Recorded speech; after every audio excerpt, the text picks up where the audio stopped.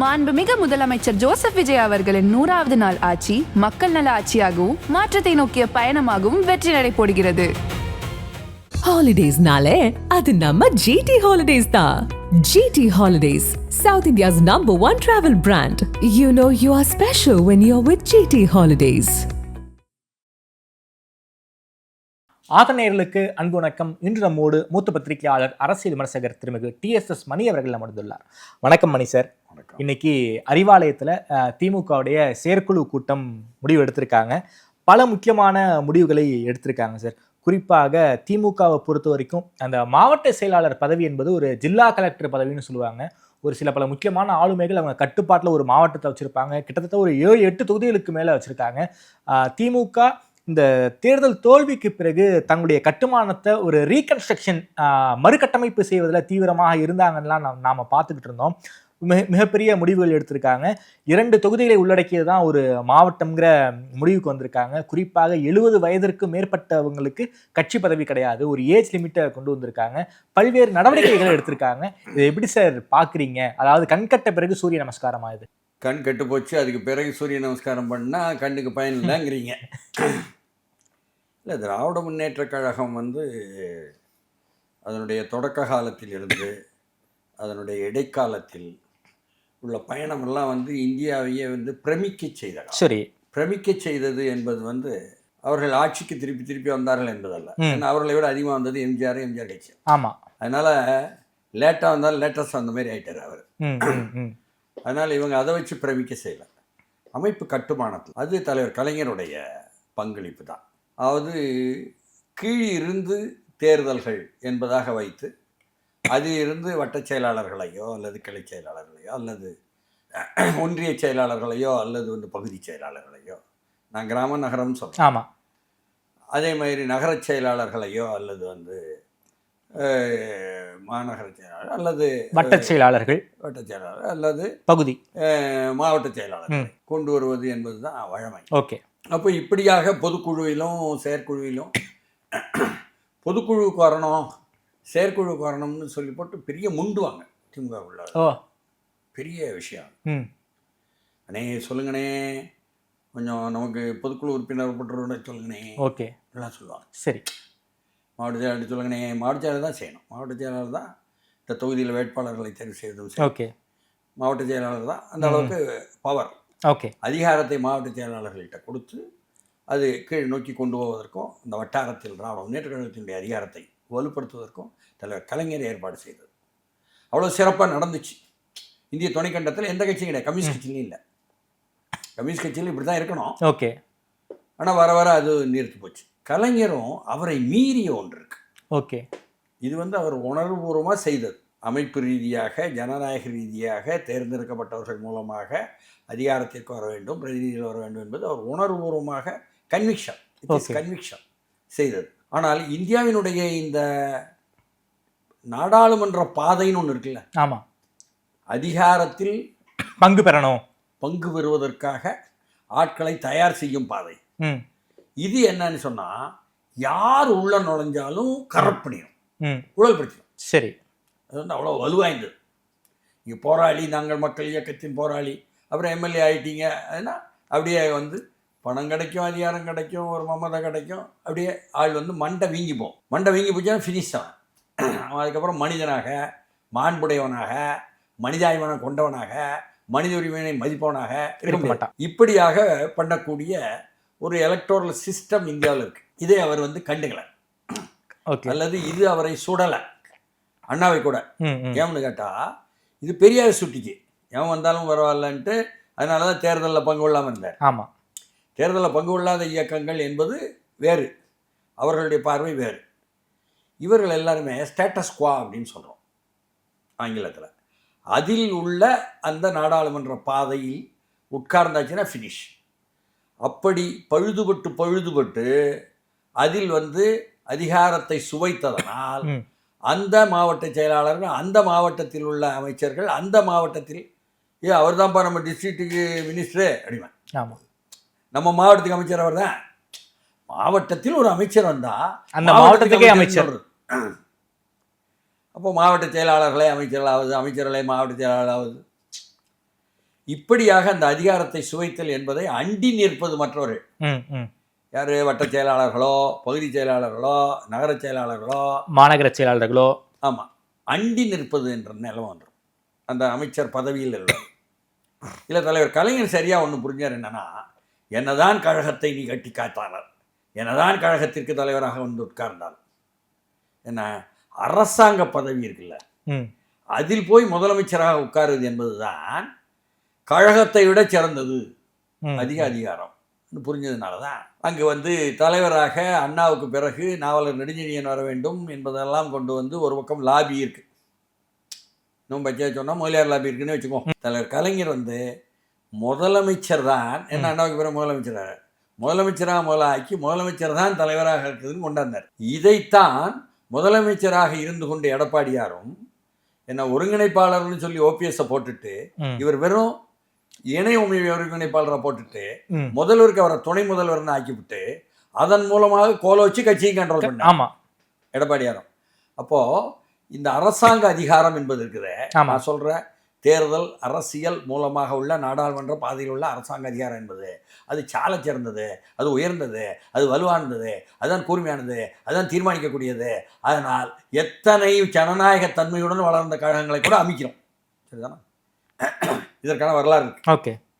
அதனால அது பழுதுபட்ட பிறகு என்ன கலைஞர் பண்ண ஆரம்பிச்சிட்டாருன்னா, சரி இனிமே மாவட்ட செயலாளர்லாம் அங்கங்க வந்து கன்சாலிடேட் ஆயிட்டாங்க. ஓகே. உறுதிப்பட்டு குறுநில மன்னர்கள்னு அழைக்கப்படும். அந்த குறுநில மன்னர்கள் அழைக்கப்படும் பொழுது சரி நியமனம் அப்படின்னு ஆரம்பிச்சிட்டாரு.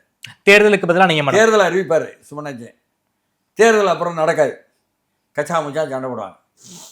எந்த அளவுக்கு சண்டை வரும்னா, மாவட்ட செயலாளரில் சாதாரண சண்டையே இல்லை. நான் திருநெல்வேலி மாவட்டத்துக்காரன். திருநெல்வேலியில் காணா வருவார் கருஷாய் பாண்டியன். ஒரு சமூகத்தின் தூத்துக்குடி மாவட்டம் எல்லாம் சேர்ந்துருக்கோம் திருநெல்வேலி மாவட்டத்துக்குள்ள, இன்டகிரேட்டட் திருநெல்வேலி, ஒருங்கிணைந்த நெல்லை மாவட்டம். அங்கேருந்து சிவசாமி வருவார், எம்பி சிவசாமி. அப்போ இவர் மாவட்ட செயலாளராக கட்சி ஆட்சிக்கு வந்த பிறகு மறுபடியும் அந்த மாவட்ட செயலாளர் தேர்தல் வருது, பெரிய மோதல். அப்போ மாவட்ட செயலாளர் தேர்தலை பாதுகாப்பாக எப்படி நடத்துவது, மாவட்ட ஆட்சித்தலைவர் அலுவலகத்திலே நடத்துவதுன்னு நடத்துகிறாங்க. அப்போ லாரியில் இந்த பக்கம் கட்டைகளோட ஒரு டீம், அந்த பக்கம் கட்டைகளோட ஒரு டீம் வந்து நின்றதை நேரில் பார்த்து வளர்ந்தவர்கள் நாங்கள். ஓகே. சரிதானா? 18 வயதுலேயே 68ஆம் ஆண்டு. அப்போ இப்படி அந்த அதிகாரம் இருக்குது, அந்த மாவட்ட செயலாளர் அதிகாரம் என்பது அத்தனை வலுவானது. ஜில்லா கலெக்டர்னு சொல்லுவாங்க திமுக காரவங்க. மாவட்ட செயலாளர் பதவிங்கிறது அவங்கள பொறுத்தவரைக்கும் ஒரு ஜில்லா கலெக்டர் பதவிங்க அப்படின்னு சொல்லுவாங்க. அதனால தான் அதுக்கு பதில் என்ன சொல்லுவாங்கன்னா, சில கலெக்டர் வந்து அப்படியே ஆட்சிக்கு ஆதரவாக திமுகவில் வந்து விசுவாசமாக இருப்பாங்கல்ல, அவங்கள இவர் கட்சிக்கு மாவட்ட செயலாளர் நடக்காருங்க அப்படின்னு பதிலுக்கு சொல்லுவாங்க. சரிதானா? ஏன்னா அதிகாரிகளை எல்லோரையும் என்ன தன்மையப்படுத்தி கொண்டு தங்களுக்கு சாதகமாக இருக்கும் வேலையை செய்த காலமும் உண்டு. ரைட், செய்வது நடக்கும் எப்பவுமே. ஓகே. இப்படி இருந்த இடத்தில் இப்போ வந்து தோத்து போச்சு, கடுமையாக தோத்து போச்சு, கழகத்தினுடைய தலைவரே தோத்துட்டாரு என்ற நிலை வரும்பொழுது சட்டமன்றத்தில் கட்சி வந்து முழு புனரமைப்பு செய்ய வேண்டும் என்ற குரல் இங்கு இருந்தாலும் வரும்பொழுது, புனரமைப்பு செய்தாக வேண்டுமே என்ற கட்டாயம் வரும்பொழுது அறிவிக்கப்பட்டது தான் 13 மாவட்ட செயலாளர்கள் பதவி இழப்பார்கள். பெரியவர்கள் எல்லாம் 70 வயதிற்கு மேலே உள்ளவர்கள் எல்லாம் பதவி இழப்பார்கள். ஆனால் 70 வயதுக்கு கீழே உள்ளவர்களைத்தான் மாவட்ட செயலாளர் ஆக்குவோம். மாநகர செயலாளர் என்று ஒரு பதவியே கிடையாது. ஒன்றிய செயலாளர்களெல்லாம் எப்படி ஆக்குவோம்னா 60 வயதுக்கு வந்தவர்கள் தான் ஆக்குவோம், 60 வயதுக்கு மேலே உள்ளவர்கள் ஆக்க மாட்டோம் அப்படின்னு ஒரு மாற்றத்தை கொண்டு வந்திருக்கிறாரு. மாபெரும் மாற்றம், மாபெரும் மாற்றம்னு கழகத்தை உடன்பிறப்புகள் தங்களுக்குள்ள மட்டும்தான் சொல்லிக்கலாம். ஸோ சரிங்க சார், இந்த ஏஜ் லிமிட்டை கொண்டு வந்திருக்காங்க, தங்களுக்குள்ள மட்டும்தான் சொல்லிக்கலாம். சரி, இது மாற்றமே இல்லைங்கிறாங்க. ஏன் இது ஒரு மாற்றமே இல்லை? ஓ, தொண்டர்கள் மத்தியிலும் சொல்றான், அதை பார்த்து கொண்டிருக்கும் பார்வையாளர்களும் சொல்றான். ஏன்னா 70 வயது ஆன பிறகு இயல்பாகவே செயல்படுவதில் என்பதில் அவருக்கு குறைவு வரும் பொழுது அவர் வந்து மெல்ல விலகி கொண்டு அடுத்து தான் கை காட்டக்கூடிய ஆளை கொண்டு வருவது என்ற வேலையை செய்து விடுவார்கள். அப்ப இப்பொழுது மாவட்ட செயலாளர் 70 வயதுக்கு கீழே தான் என்று நீங்கள் சொல்லும் பொழுது ஒன்று பிள்ளைகளை கொண்டு வந்துடுவாங்க, ஒன்றும் வேண்டாங்க, ஏவா வேலு மாபெரும் அதிகாரம், மாபெரும் அதிகாரம் திருவண்ணாமலை மாவட்ட செயலாளர், அது மட்டுமா? ஏவாவேலுவே இப்போ திருவண்ணாமலை மாவட்ட செயலாளர்னு சொல்லிக்கிறது இல்லை. அது மட்டுமா, விழுப்புரம் வரைக்கும் அவருடைய கரங்கள் நீண்டுகிட்டே போகுது. கள்ளக்குறிச்சி வர, ஆ. கள்ளக்குறிச்சியிலிருந்து வசந்த கார்த்திகேயன் சட்டமன்றத்தில் வந்து நான் நாதவர்ஜுனா சொந்தக்காரர்னு சொன்னார்னா அதெல்லாம் சும்மா, நீங்கள் ஏவாவேலு ஆளு அப்படின்னு பின்னால் இருந்து ஒரு குரல் வருது புரியுதுங்களா? கள்ளக்குறிச்சி வரைக்கும் அவருடைய கரம் நீண்டு இருக்கு. அதனால பொன்முடிக்கு எதிராக ஏவாவேலுவினுடைய கரங்கள் கள்ளக்குறிச்சி வர. ஆமா, இவ்வளவு இருக்குங்க. கள்ளக்குறிச்சியில் அடுத்த எம்பி தேர்தலுக்கு கௌதம் சிகாமணியை நிறுத்தலாமான்னு பொன்முடி சிந்திக்கிறார் என்று தெரிந்த உடனேயே கம்பன் வேறு எல்லா சோறு எழுத்துலையும் ஏன் வருது? ஏவாவேலு பையன் ஏவா வே கம்பன் சோறு எழுத்துல ஏன் வருது? ரெஜிஸ்டர் பண்றாங்க. கள்ளக்குறிச்சிக்கு பொறுப்பாளர் ஏவாவேலு என்று கழகத்திலிருந்து மேலிருந்து போட்டதுனால வருது. சரிதானா? இப்போ கம்பனை கொண்டு வந்து மாவட்ட செயலர் ஆக்குவது என்பது மீண்டும் ஏவாவேலு வழிகாட்டலில் தான் மீண்டும் அப்படியே இருக்கிறது என்று பொருள். செஞ்சி ராமச்சந்திரனை செஞ்சி மஸ்தானை மாற்றுவதனால் ஒன்றும் பெருசாக அவருக்கு போகலை. அவர் மட்டும் மாநிலத்தில் ஒரு பொறுப்பில் வாங்கிட்டு அவர் மட்டும் போயிடுவார், அவருக்கு பெரிய பாதிப்பு இல்லை. ஐயா அனிதா ராதாகிருஷ்ணனை நீங்கள் மாற்றுவதனால் அனிதா ராதாகிருஷ்ணன் யாரை காட்டுகிறாரோ அவர்தான் மாவட்ட ஆக முடியும் என்பதில் அவர் உறுதியாக இருக்கிறார் என்பதும், அங்கே வந்து ஆனந்த மகேஸ்வரன் என்ற மகனை, அந்த பேர் தான் நினைக்கிறேன், அவன் என்ற மகனை எம்பி தேர்தலுக்கு நிறுத்த முயற்சி எடுத்தார் என்பதும் நாடறிந்த செய்தியாக இருக்குது. அந்த வட்டாரத்தில் விசாரித்தான். அப்போது பிள்ளைகளை கொண்டாந்து விடுவதுனா, ஏற்கனவே எங்களை மாவட்ட செயலாளர்ந்து தூக்கப் போகிறாயா, முதன்மை செயலாளர் ஆக்கிவிட்டாயா, சரி பரவாயில்லை, என் மகனை பெரம்பலூருக்கு நான் வந்து எம்பி ஆக்கி விடுகிறேன் என்ற அருண் நேரு ஆகலையா, கேஎன் நேரு. அதனால் அந்த வரிசைப்படிதான் நடக்கும். சரி, மாற்றம் இருக்காது என்பது ஒரு பக்கம். Okay sir. சரி, அதே மாதிரி ஒன்றிய செயலாளர் நீங்க 60 வயசுன்னு சொன்னீங்கனால ஒன்றிய செயலாளர்ல 60 வயசுக்காரங்க என்பது இப்பொழுது எதற்காக இந்த மாற்றம்?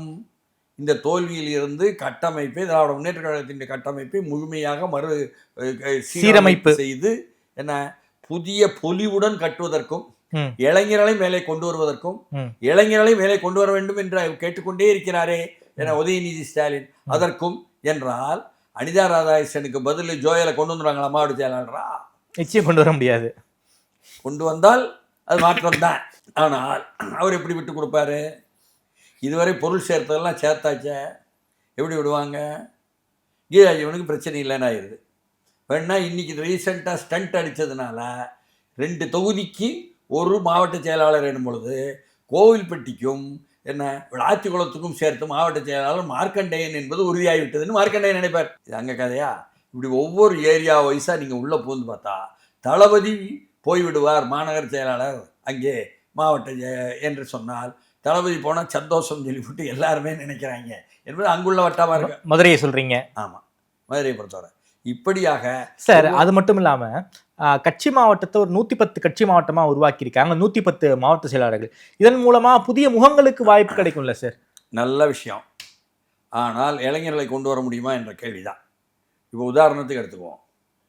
சமீபத்தில் சில நாட்கள் முன்னால் என்ன உளுந்தூர்பேட்டையில் ஒரு மாபெரும் மாநாடு, தமிழர் எழுச்சி மாநாடு நடத்தப்பட்டது. விசிகா நடத்துனாங்க. அதில் எப்படி 234 தொகுதிக்கும் 234 மாவட்ட செயலாளர்கள் என்பதாக மேடை ஏற்றியதனால் ஒவ்வொருத்தரும் கூட ஆள் வந்ததனால் கூட்டம் நெரிசல் கூடியது மேடையில்னு சொல்லி அதனுடைய தலைவரே சொன்னாரா? தொல் திருமாவளவனே சொன்னாரா? அதில் எத்தனை பேர்னு கேட்டால் கூட்டம் அதிகமாக வர காரணம் ஜென்சி அதிகம் வந்துட்டாங்கன்னு சொன்னார். இளைஞர்கள் கூட நிறைய இருந்துச்சு. இளைஞர்களை அந்த 234 தொகுதியில் மாவட்ட செயலாளர்கள் ஆக்கும் பொழுது ஆக்கியிருக்கிறார் நிறைய இடத்துல. அவங்க ஒவ்வொருத்தரும் கண்ணுக்கு பார்க்குற இடங்கள்லாம் பதாகைகளையும் பார்க்குற இடமெல்லாம் சுவரொட்டிகளையும் ஒட்டி கலக்குன்னு கலக்கிட்டாங்க என்பது அந்த வட்டாரத்தில் இருந்து உள்ள செய்தி. அதுவும் இல்லை, அதிகாரத்தில் இருக்காங்க, பவர் பூஸ்ட். அதிகாரத்தில் இருப்பதனால்தான் உற்சாகப்பட்டு அவ்வளவு தூரம் கூட்டம் வந்தார்கள். அதிகாரத்தினுடைய சுவைதலையும் பங்களிப்பையும் நன்கு அறிந்தவர்கள், அதன் மீது அதிகமான ஆர்வம் கொண்டவர்கள், பசி கொண்டவர்கள் அந்த சமூகத்தார் என்பது நாடறிந்த செய்தி என்பதனால் அந்த கூட்டம் வந்துச்சு என்பது இன்னொரு கதை. நான் சொல்ல வருவதே, அந்த இளைஞர்களுக்கு 234 தொகுதியிலும் 234 மாவட்ட செயலாளர் சொல்லி இளைஞர்கள் அதில் பெரும்பான்மையாளர்கள் கொடுத்தாரு. அதன் மூலம் இந்த எழுச்சிக்கும் உதவிச்ச என்ன.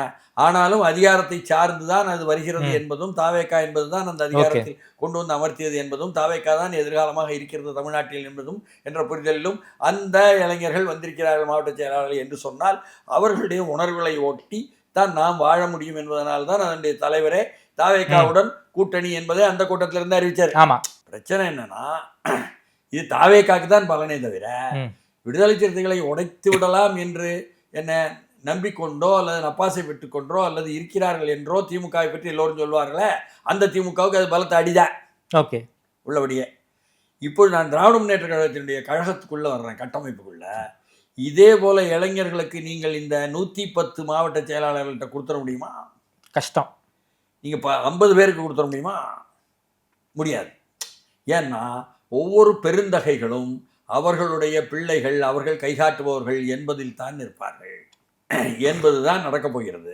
அதனால் மாபெரும் மாற்றம் இல்லை. சரி, எல்லா இடத்துலையும் இந்த மாற்றங்கள் எல்லாம் அப்பப்போ கீழே மோதல் வரும் பொழுதெல்லாம் மாற்றங்கள் பண்ணார் தலைவர் கலைஞர். ஆமா, உதாரணமா சென்னை எடுத்துக்கிடுங்க.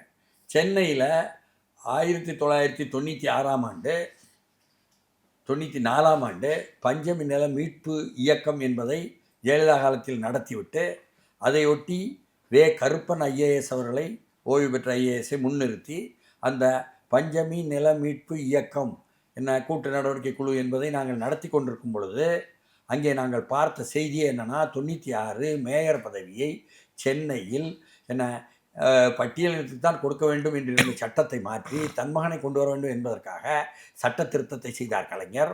அதை எதிர்த்து சுவரொட்டி போட்டு நாங்கள் அதற்கு பதில் நாங்கள் நிறுத்துகிறோம் இரட்டை வாழ் சின்னத்தில் என்று கருப்பன் ஐஏஎஸை நிறுத்தி பரப்புரை செய்யும் பொழுது நாங்கள் பார்த்ததே என்னன்னா, திராவிட முன்னேற்ற கழகத்தின் கொடிகளை கட்டி கொண்டிருந்த என்ன தொண்டர்கள் எல்லோரும் ஓடி வந்து அண்ணல் பக்கம் நாங்கள் அம்பேத்கர் பக்கம்தான் என்று திமுகவில் இருந்தாலும் என்பதெல்லாம் சொன்னார்கள். அதை முழுக்க அறுவடை செய்ய முடியவில்லை அந்த இயக்கத்தால். அதற்கான கட்டமைப்பில்லை அல்லது பண வசதி இல்லை என்றாலும் அப்பொழுது தெரிந்தது என்னன்னா, திமுகவுக்கு கீழே இது மாதிரி அடிப்படையில் உள்ள பட்டியலின தொண்டர்கள் தான், தோழர்கள் தான் உறுதியாக இருக்கிறார் என்பது தெரிந்தது.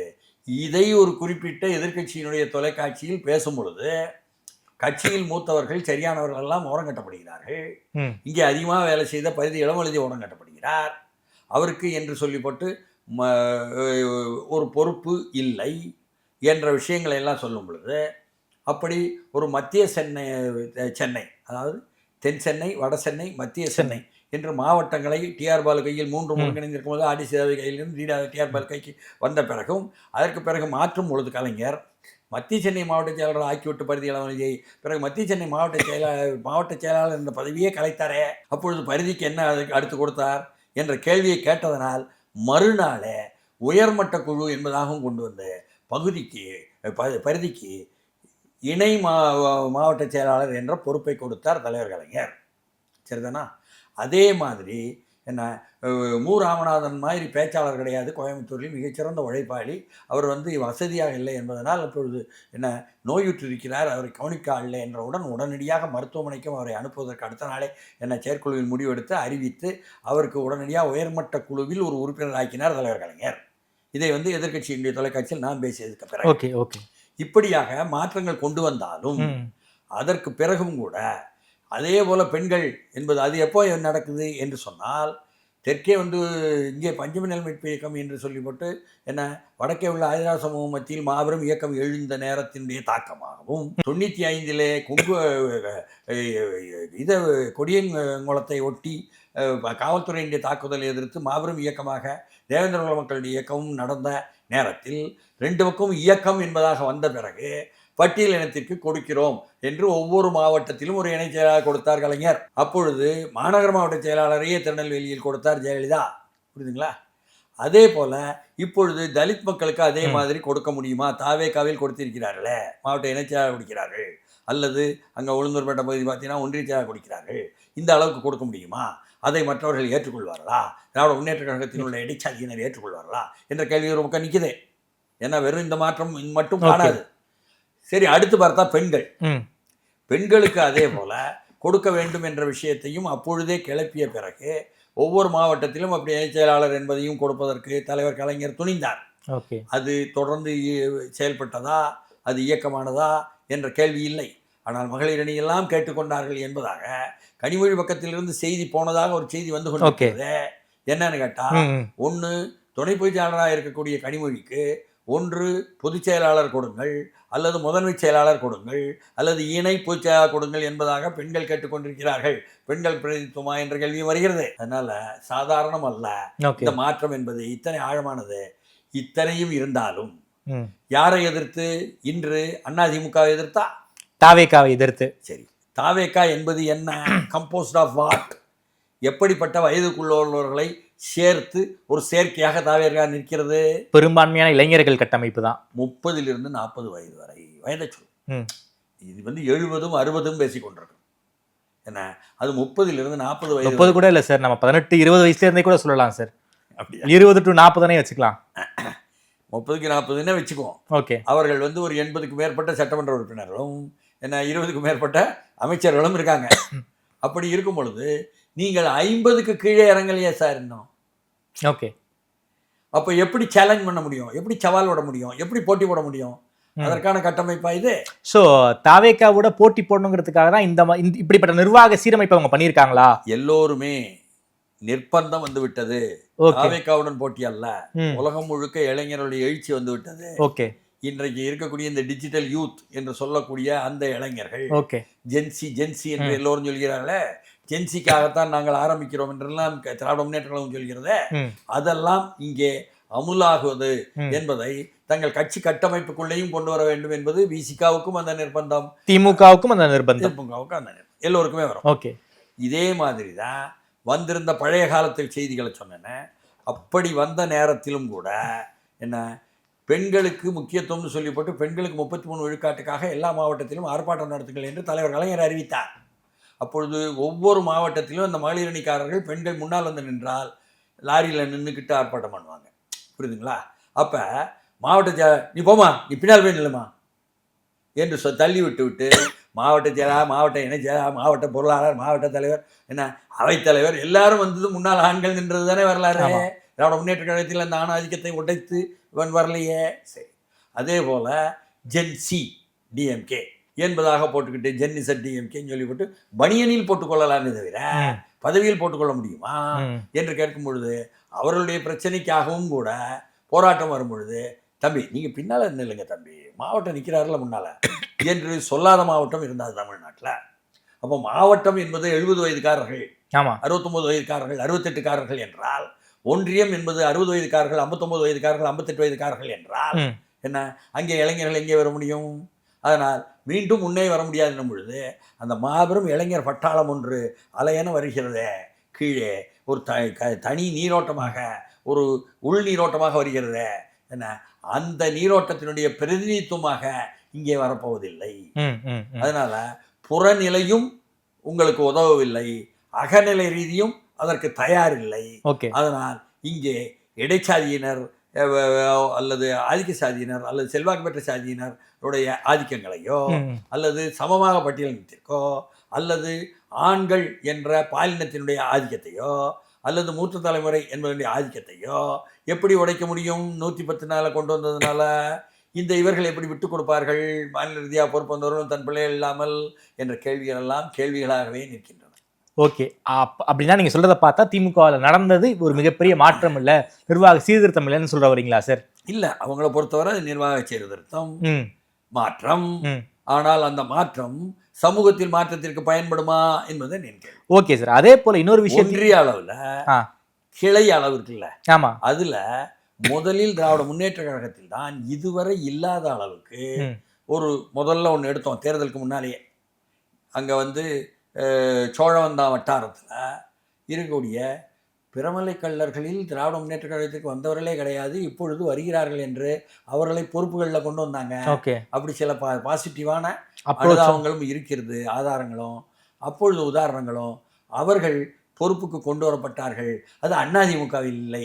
எந்த பிகே வாக்கு வங்கி அதிமுகவுக்கு போகுமோ அது திமுக பக்கம் தருவதற்கான வாய்ப்பாக அமைந்தது என்பதும் நடந்தது. Okay sir. ஆனாலும் இந்த இளைஞருடைய எழுச்சியில், இந்த நீரோட்டத்தில் இதை சவால் விடும் அளவுக்கு கட்டமைப்பில் இத்தனை மாற்றங்கள் நாம் கேட்பதெல்லாம் தேவைப்படுகிறதே. அது வருமா என்ற கேள்வியா? Okay sir. அதே போல திமுக தலைவர் என்ன பேசியிருக்காருன்னா, நாம் பார்க்காத வெற்றியும் இல்லை, நாம் பார்க்காத தோல்வியும் இல்லை. தேர்தலில் தான் தோல்வி அடைந்திருக்கிறோமே தவிர நிரந்தரமான தோல்வி இல்லைன்னு சொல்லியிருக்காரு. திமுகவை மீண்டெழ முடியுமா? அதுக்கு வாய்ப்புகள் இருக்கா சார்? அதுதான் நான் இவ்வளோ நேரம் சொல்லிட்டு இருக்கேன். அதாவது மீட்டெடுப்பதற்கும் மீள் வகை செய்வதற்கும் தான் இந்த முயற்சிகளை மு.க. ஸ்டாலின் எடுக்கிறார். ஆனால் எதனால் தோற்றோம் என்பதற்கான அடிப்படையான நாம் முழுக்க காசை நம்பினோம். கடந்த காலத்தினுடைய சாதியத்தையும் கடந்த காலத்தினுடைய மதவாதத்தையும் நம்பினோம். அப்படி சாதி மதம் பணம் மூன்றுமே நம்பாமல் உள்ளவர்களாக, ஆட்களே யார் என்று தெரியாமல் உள்ளவர்களாக, பிரபலத்தின் மாற்றத்தின் விருப்பத்திற்காகவே மக்கள் வாக்களித்து அவர்களுக்கு 107 108 தொகுதி கொடுத்து விட்டார்கள் என்பதை பார்த்து கற்றுக்கொள்ள போகிறோமா இல்லையா? திராவிட முன்னேற்ற கழகம் அதன் மூலம் கற்றுக்கொண்டால்தான் இது அதை சரி செய்வதை யோசித்து சிந்திக்க முடியும். அதற்கு வாய்ப்பு இருக்கிறதா என்ற கேள்வியும் பதில் இருக்கப்படாமல் இருக்கிறது.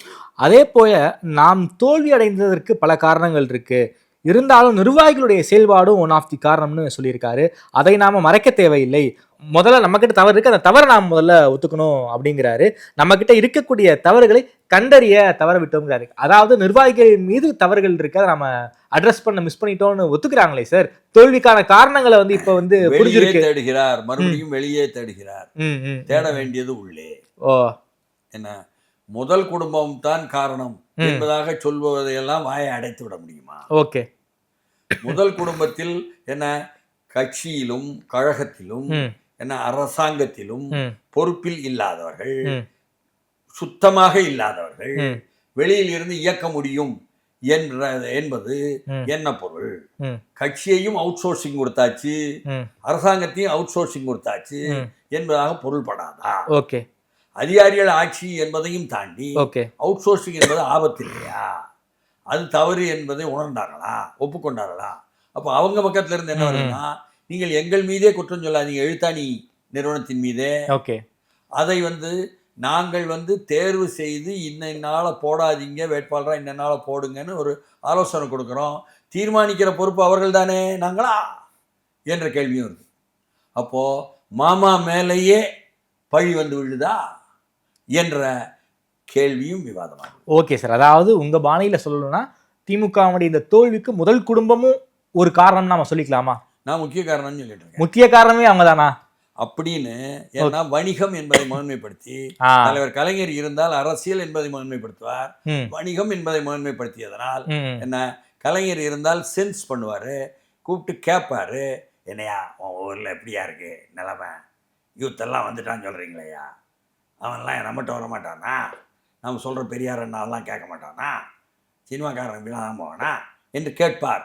அப்படி கேள்விக்கே இடம் இல்லாமல் கவலையே படாதீங்க மாமா, எல்லாம் நம்ம தான் வந்துருவோம்னு சொன்ன உடனே நான் கேட்குறேன், இது தெரியாமல்லாம் இல்லைங்க. அதுதான் நான் மீண்டும் மீண்டும் பலமுறை சொல்லியிருக்கேன்.